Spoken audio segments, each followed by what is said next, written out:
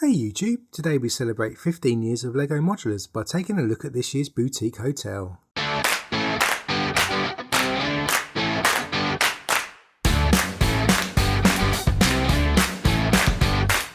Hey everyone and welcome to Brick Talk TV. Hope you're well. In our episode today we're going to be taking a look at the 2022 LEGO Modular set, the Boutique Hotel. As mentioned, this is the 15th year anniversary of this range, and the LEGO design team have created a set that's packed full of nods to previous modulars, either through build techniques or details hidden inside the set. For those that are interested in seeing the build experience, we did do a live stream of this modular build over 2 streams, and I'll stick a link in the top right hand corner here and in the description below if you want to check out how it all comes together. This set was released as always on the 1st of January under set number 10297 and consists of 3066 pieces. They are spread over 14 bags inside the box, and the set also includes 7 minifigures. It retails for $174.99 in the UK, and stock levels for this one have been pretty good so far, so it's been fairly easy to get hold of.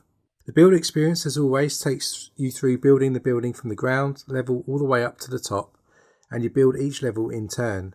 Before we take a closer look at the building, let's take a walk through the 7 minifigures and the mini builds that are included in this set. First up is a female minifigure that is in fact the owner of the gallery that is next door to the boutique hotel in the set. You can see here she has plain blue legs which moves up to a bright orange printed torso that includes details of a jacket, a belt and a blouse.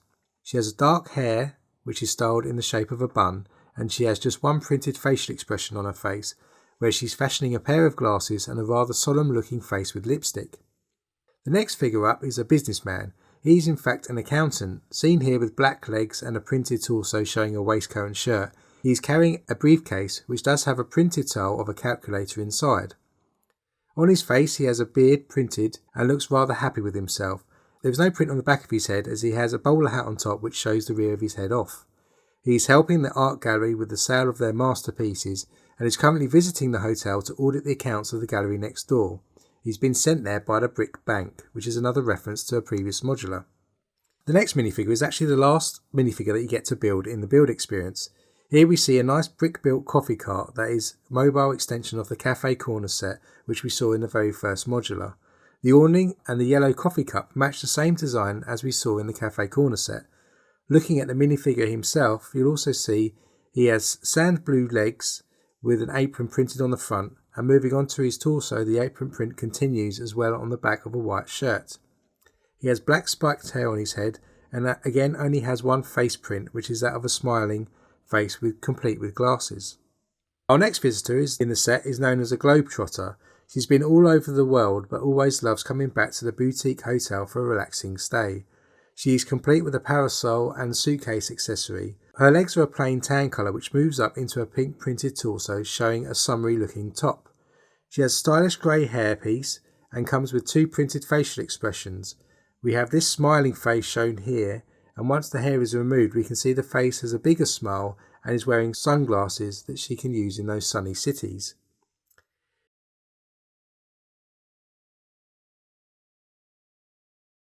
Here we have another female minifigure, this time the backpacker. So in contrast to our previous figure, this one travels the world but on a backpacker's budget.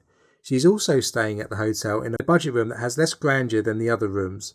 You can see she has plain purple legs and a printed top. She also has a camera and a backpack accessory to really show that she's on a trek. She has 2 printed faces as well, this smiling face, and when you remove her hair, she has a face with her eyes shut, probably so you can position her asleep in the hotel if you wish.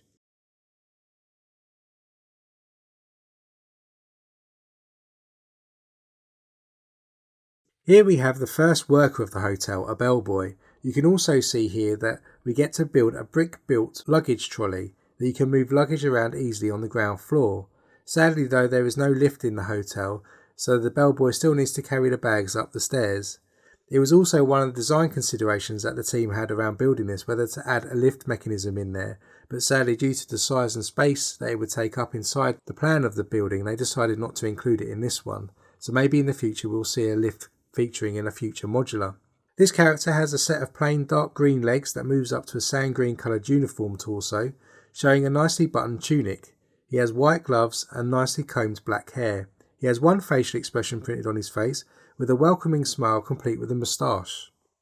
Our final minifigure is the receptionist. The instructions advise that the guest will ask her about the Grand Emporium as the best place to shop and the best meals can be at Chez Albert's. Again, more references and nods to previous sets, both the Emporium and the Parisian Restaurant. She is actually the first minifigure you get to build in this set and is sporting the hotel uniform like the bellboy, with plain dark green legs and sand green tunic with white gloves and a blonde hair piece where she's tied up in a ponytail.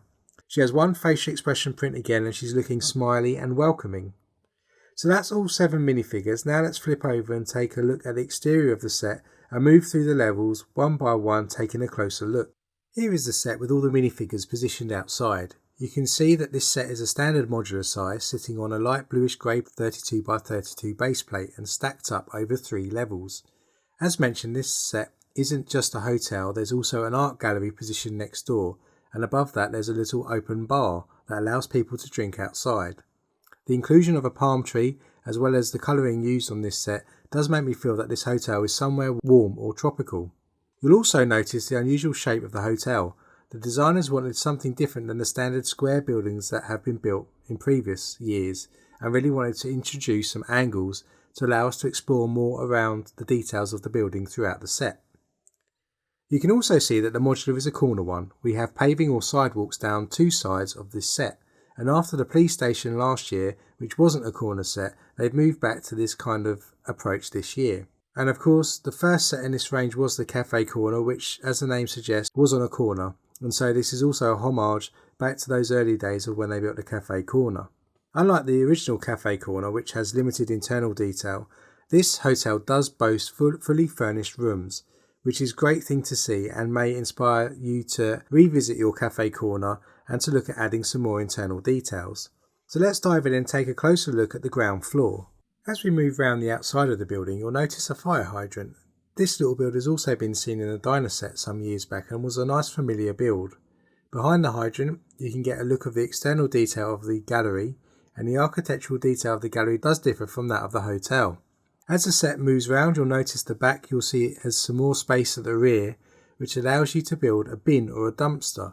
This is the same build technique for a dumpster that was used in the Parisian Restaurant. So again, another familiar build, even complete with the white croissant rotting inside.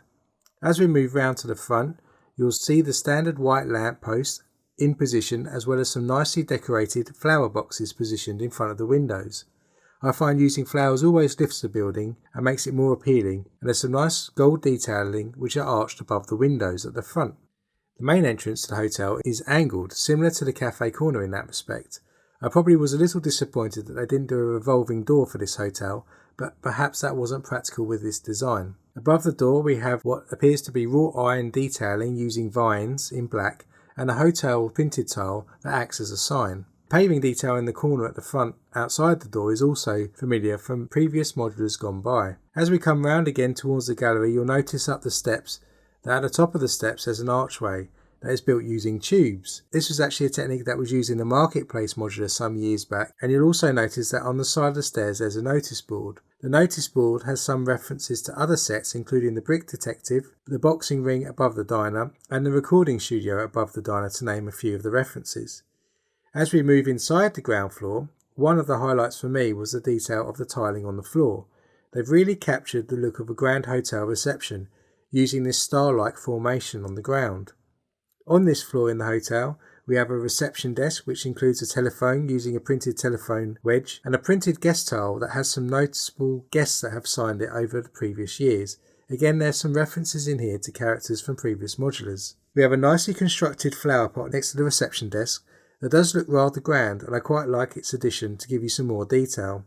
At the rear of the reception area, we also have a piece of art hanging on the wall, and this was created by the artist that lives above the Parisian Restaurant in the attic space. Behind the reception desk is a cupboard that's used for storing room keys. These keys are rather large and don't really keep with the scale of a minifigure, but I do like the addition of the key cupboard. And it also appears in the gallery on the back, as when you're building this, you also build a piece of art on the back behind the key cupboard. So it's quite a nice little build on its own.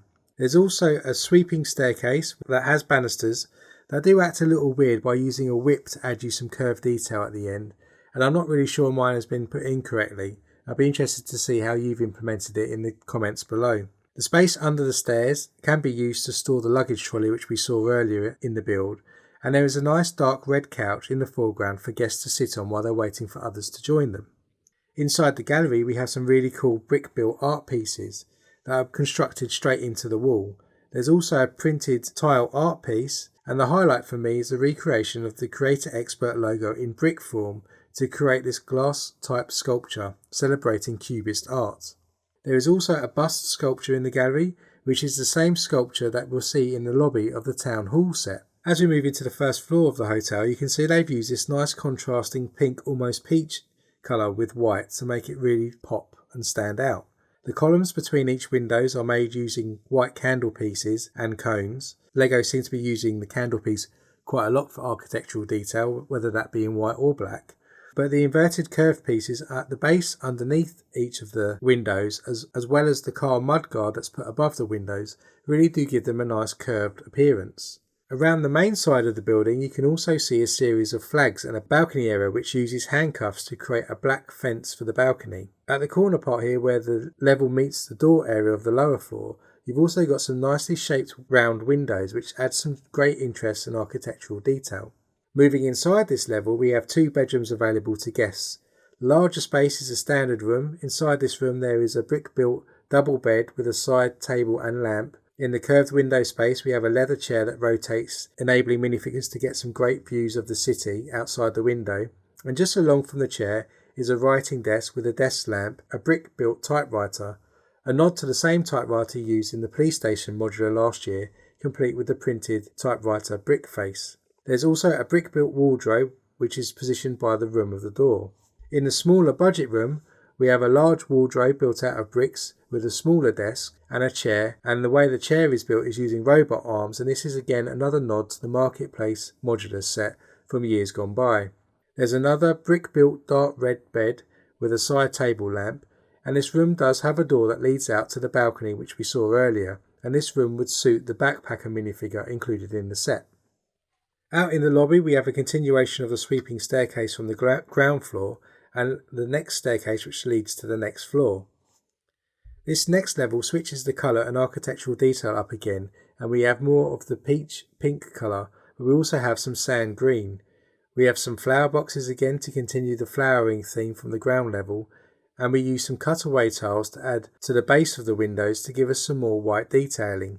The windows themselves are much smaller than the previous level, only using the standard kind of window sizes. At the front near the curved area of this level we no longer have curved windows but a flat window that allows people to look out from the room inside.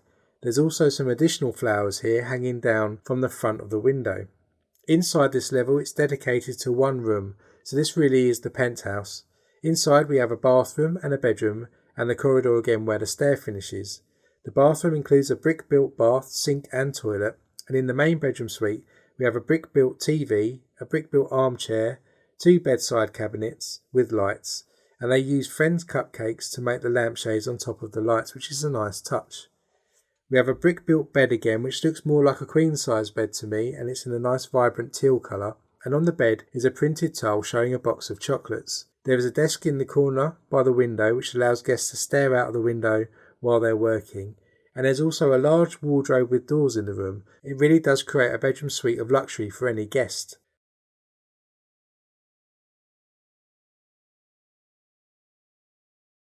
Moving round the back to the gallery now and the roof space there, this is constructed using some wedges to create a Pythagorean triangle that's perfectly aligns with the Lego grid system. On top of it is an outdoor bar scene complete with a bar, drinks and a series of standing tables. One of the standout features is the palm tree, and the trunk is made forming the same part used to make the crown for Queen Whatever from Lego Movie 2, or for those that built the T-Rex Rampage, it was the part that was used to make the dinosaur eggs. This level also has a printed tile with the name of the gallery printed on it. Finally we have the main hotel roof, which does come complete with a nicely built dome. This is a nice touch and it finishes off the round area of the building with a continued sand green theme in the upper hotel. The rest of the roof is flat like a lot of modulars, but it does include some skylight details, which is an iteration of the skylights used in the town hall, and is actually a similar technique that I've used in a Lego store mock which I built a while back. Around the whole roof are positioned of black snakes that you normally see in Ninjago sets, but have been put here to make the appearance of wrought iron railings, and they add a nice detail touch to the top of the roof. So overall, this instalment of the Modular from LEGO didn't disappoint. Of course, like many, I would have loved to have seen a totally new type of building and not to have revisited the first Modular of a hotel, but I do understand the sentimental reasons for doing so. And there are notes in the instructions that reference the touches that have been incorporated in this build to bring back memories of previous Modulars gone by. It's hard to skip a Modular if you're a collector, and I think this is probably up there with the recent Modulars in terms of the techniques and build experience. The colour scheme did worry me a little, but it's grown on me the longer that I stare at it, and I'm looking forward to including this in my city soon. If you enjoyed this review, do hit that like button so others get to see this video, and hit that subscribe button with the bell notification on to join our LEGO community and be notified about future LEGO content. And until next time, stay safe and I'll see you then.